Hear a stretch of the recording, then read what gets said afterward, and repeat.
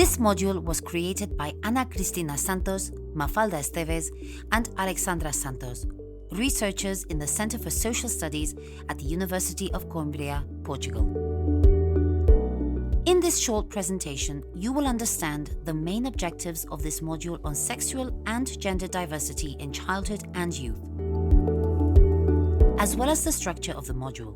We will begin with a brief overview of the terminology. If we wish to improve our mutual understanding and put an end to discrimination and violence, it is crucial to know what we're talking about.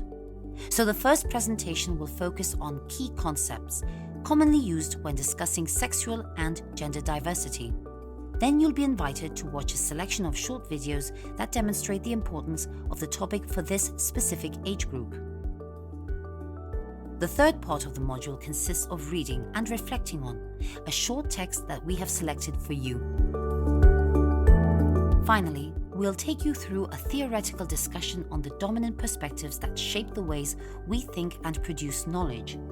These perspectives very often trigger further exclusion because they do not take the child's perspective into account, and hence are what can be described as adult-centered, heteronormative, cisnormative, and endonormative. As we said, there are a number of objectives that you're expected to accomplish by the end of the module. But there's no need to worry about competition or scores. We assure you that these are simple aims that anyone with an interest in the topic can achieve. That said, your willingness to learn is a fundamental requirement. After completing the module, you will be familiar with key concepts of gender and sexuality, identify the relevance of gender and sexuality in childhood and youth, acknowledge the role of adultism in violence against LGBTI+ children and young people, understand your own responsibility in becoming an agent for positive change. But first things first, are you ready to learn or bring to mind a handful of key terms and expressions? Here we go then.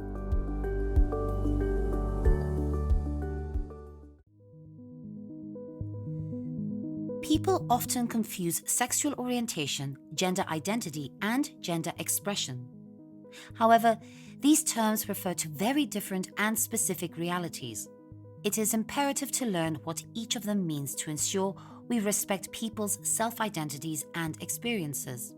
Let's start with 4 key concepts.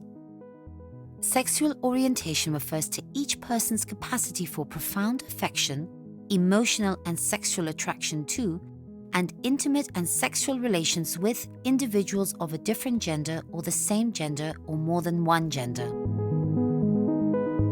When we speak of gender identity, we refer to each person's internal and individual experience of gender, which may or may not correspond to the gender they were assigned at birth.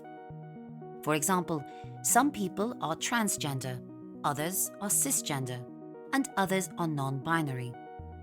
We'll discuss this subject further as well as sexual characteristics later on in this presentation. Separate from gender identity is gender expression.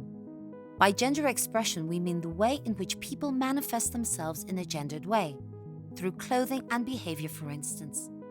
Gender expression is not necessarily linked to the person's sex assigned at birth, gender, or gender identity. Last but not least, we have LGBTI+, which is an acronym for lesbian, gay, bisexual, trans, and intersex. The plus refers to other variants of sexual and gender expression, including queer, which fall outside the dominant heterosexual and cisgender box. The most common terms related to sexual orientation are lesbian, gay, bisexual, pansexual, and asexual. Lesbian women are sexually, physically, and/or emotionally attracted to women. Gay men are sexually, physically, and/or emotionally attracted to men. Gay is sometimes also used as an umbrella term to cover lesbian women and bisexual people as well as gay men. Bisexual and pansexual people are people who are emotionally and/or sexually attracted to more than one gender. bisexual means attracted to multiple genders, and pansexual means attracted to all genders. That is, finding that gender is not a decisive factor when feeling emotionally and/or sexually attracted to someone. Finally, by asexual, we refer to someone who usually does not experience sexual attraction or an intrinsic desire to have sexual relationships. Not all asexual people are alike when it comes to their experiences and preferences, and they self-identify as lesbian, gay, bi, pan, or straight. Trans, or transgender, is an inclusive umbrella term referring to people whose gender identity and/or gender expression differs from the sex they were assigned at birth. Trans people may express their gender through their choice of clothes, body modifications, including surgical procedures, or other forms of gender presentation. Transition means the process of changing someone's gender according to the person's gender identity. This process may include some or all of the following elements: coming out to family, friends, and colleagues, dressing and acting according to one's gender roles, modifying one's body by means of hormone treatments, surgical procedures, or other treatments, changing one's name and/or sex on legal documents, and meeting other legal or judicial procedures depending on national laws. Legal gender recognition, LGR, is the process whereby a trans person's gender is recognized under the law, or the achievement of the process. States may impose different conditions to define who is entitled to LGR. Forced sterilization, forced divorce, mandatory diagnoses of mental illness and age limit are conditions that may violate individuals' human rights when trying to achieve LGR. Many people define themselves outside the male-female, man-woman binary system. Non-binary is an umbrella term for many gender identities that lie outside the gender binary, such as agender or gender fluid. Queer is an expression referring to people who do not regard sexual orientation and gender identity as binary categories: heterosexual or gay lesbian, male or female. It is often used as a collective term for people who are not heterosexual and/or cisgender and/or endosex. The term also implies a political stance. Those who identify as queer oppose not only the dominant idea that everyone is born male or female and should only have intimate relationships with the opposite sex, but also the traditional politics of mainstream LGBT movements too. It has become an academic term that is inclusive of people who are not heterosexual and includes lesbians, gay men, bisexual, trans, and intersex people. Queer theory challenges heteronormative social norms concerning gender and sexuality and claims that gender roles are social constructions. Traditionally, queer was an offensive and derogatory term and therefore still holds negative connotations for some. Nevertheless, many LGBTI+ people have reclaimed the term as a symbol of pride.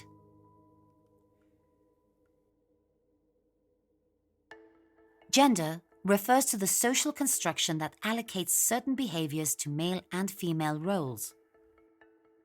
Although gender is increasingly recognized as separate from biological sex, it has historically been a prescribed identity based on one's sex assigned at birth. Gender binary is a system of gender classification in which all people are categorized as being either male or female, thus excluding non-binary gender expressions or gender identities. Gender nonconformity, or being gender nonconforming, involves not conforming to a given culture's gender norms or gender expectations. Gender fluid people are those who prefer to remain flexible about their gender identity rather than identifying with a single gender. People who identify as gender fluid may fluctuate between genders or express multiple genders at the same time. Genderqueer, if used as an adjective, refers to people who transgress distinctions of gender regardless of the self-defined gender identity. That is, those who queer gender, expressing it non-normatively or overall not conforming to the binary genders of man and woman. Bring to mind Conchita Wurst, Sam Smith, and Ruby Rose as gender non-conforming, gender fluid and or gender queer celebrities you may know. Cisgender people are those who stay within the social norms of the gender assigned to them at birth.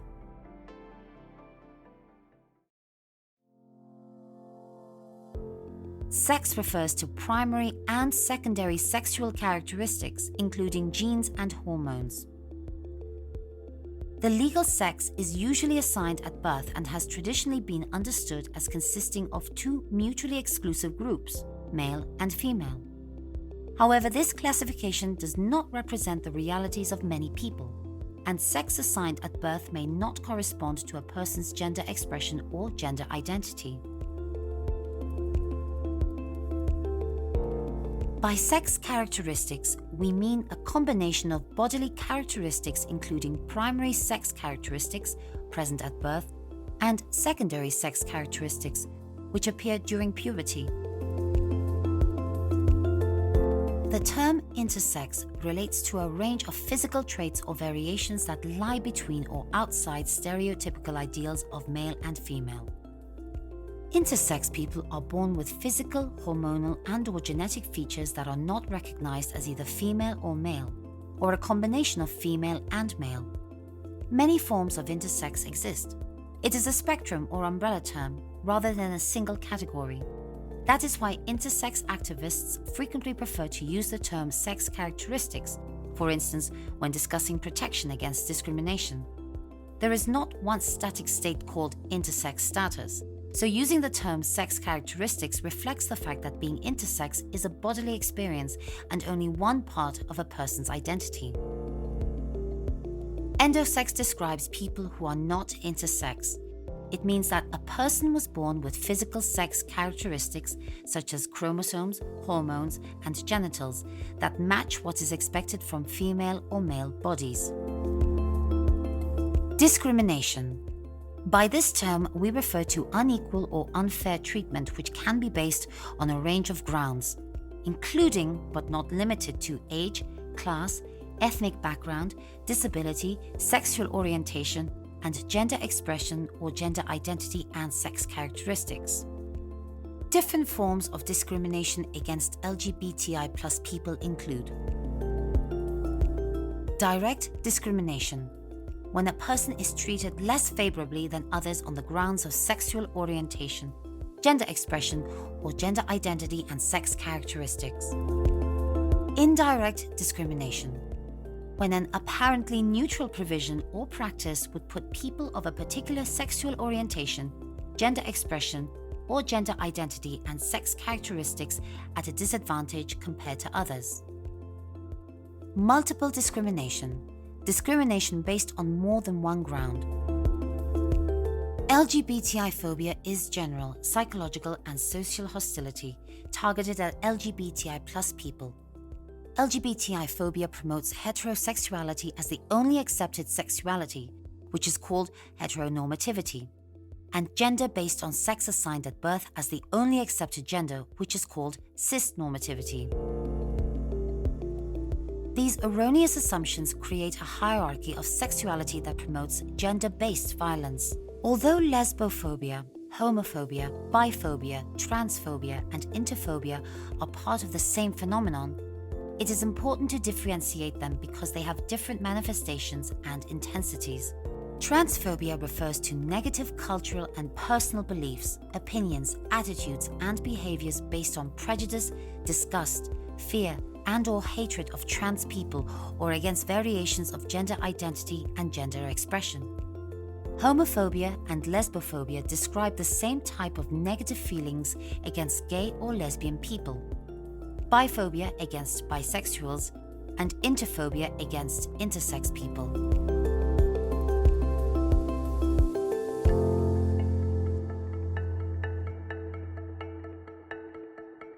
Learning is an ongoing process and as such is never really complete. That is why researching further, reading, discussing, and listening are actually the way forward to learn more about any subject. At the end of this presentation, we have selected a bunch of wonderful resources for you. Consider them as starting points, and please do not stop yourself from investigating further, reading more, and getting better informed.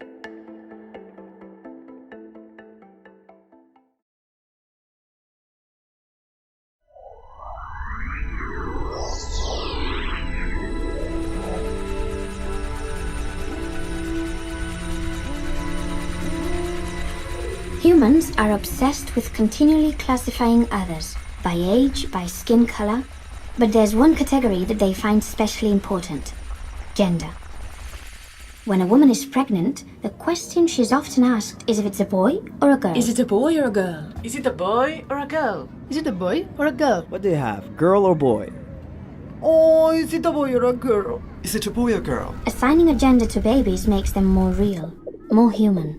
During pregnancy, the doctor who inspects the baby inside the mother's belly pays attention to what it has between its legs. If there is a penis, the doctor decides he's a boy, and if not, the doctor says she's a girl. This is the moment when the scheme of gender is set in motion.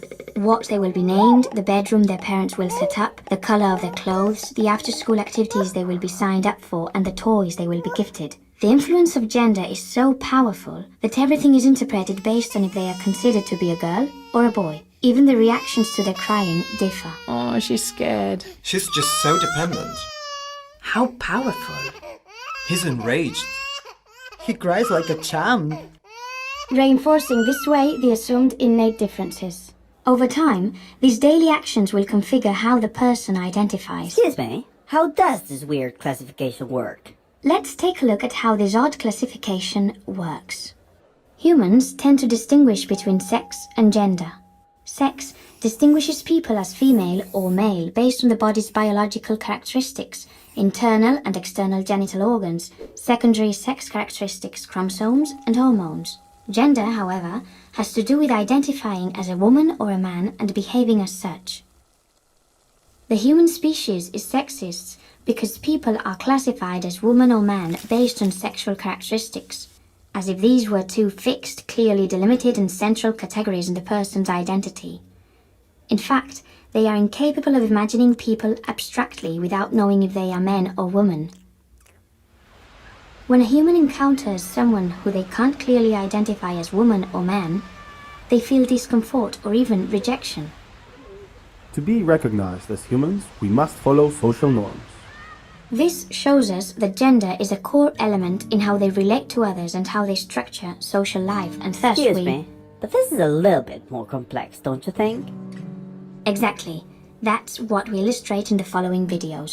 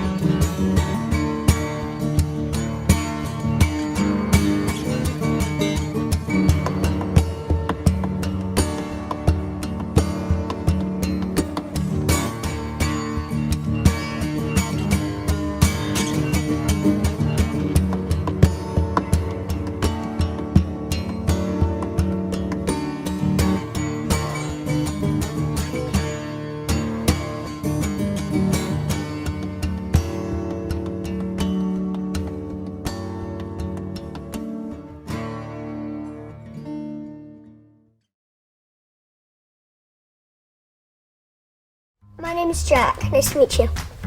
My name is David. Nice to meet you too. Hi there. My name is Erin, and I use any pronouns. What's your name, and what pronouns do you use? Nice to meet you. My name is Jennifer. Pronouns? Yeah. What pronouns do you use? So pronouns are things that we use every day. Mostly we use he and she, but there are also gender-neutral pronouns like they and them, and then a whole bunch of other ones. Sometimes people want to be identified as a different a pronoun, like different from how they look. Okay. When we like meet for the first time and introduce ourselves, that's one of the things we should say. Like, hi, my name is Jennifer, and I go by pronouns like she or her and they or them. It's just respectful to ask before you say what pronoun you think they are. Okay. You would just say, hi, what pronoun do you like going by? Do you kind of get it? Yeah. Do you have any questions about it? No. Cool. Like, it's good to respect people's pronouns because you want to treat them you want to treat them with respect, since basically you want to treat them well, not bad. You get that? Nice to meet you. What's your name? My name is Henya, and I use she pronouns. So what are the pronouns? Pronouns are she, he, or they. Why do you think that it's important for me to use she and her pronouns when I talk to you? Because it's not nice to call someone a he when it's a girl or whenever it's a boy. Thank you for teaching me what pronouns are. You're welcome. All right. I have a stuffed animal that he feels like he's transgendered. So he feels like inside he's a girl, except he's really just a boy. Oh, pretty cool.